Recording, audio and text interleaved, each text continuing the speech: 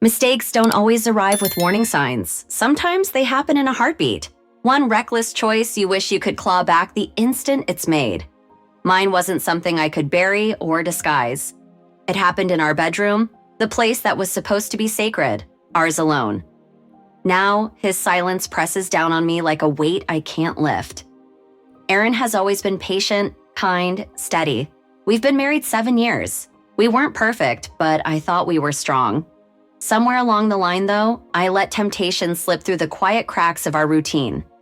It began with his best friend, someone who'd been part of our world for years. He was charming, easygoing, the kind of man who could make any room brighter with his laughter and warmth. One night, while Aaron was on a late shift, his friend dropped by to return something he'd borrowed. We talked longer than we should have. We laughed harder than I realized until the laughter softened into something dangerous. I'll never forget that moment, that single lapse of judgment. It lasted only minutes, but it shattered everything I believed about myself. When it ended, I felt hollow. He left, and I sat in the stillness of our room, tears streaming, wishing I could rewind time. I swore it would never happen again. I told myself I could bury it, pretend it hadn't happened. But guilt doesn't stay buried. It clings to you like a shadow, whispering reminders in every moment of quiet. And then Aaron found out. I don't know how. Maybe his friend confessed, eaten by guilt. Maybe my own behavior gave me away. Or maybe Aaron simply knew me too well. One evening, I came home to find him sitting on the edge of our bed, eyes fixed on the floor. He didn't shout. He didn't accuse. He just looked at me, a look so heavy it almost broke me. I know, he said softly. My heart froze. Aaron, please.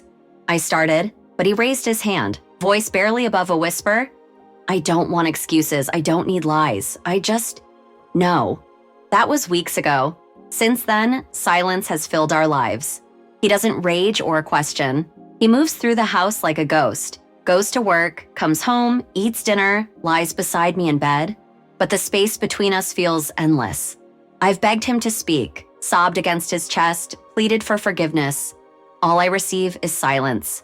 And somehow that silence hurts more than any anger ever could.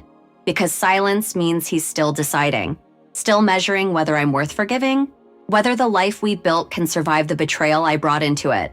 Silence means I'm trapped between hope and despair, living in the pause before his choice. Every night I replay the moment I broke everything. I think of the trust I destroyed, the love I poisoned, the man who never deserved the pain I gave him.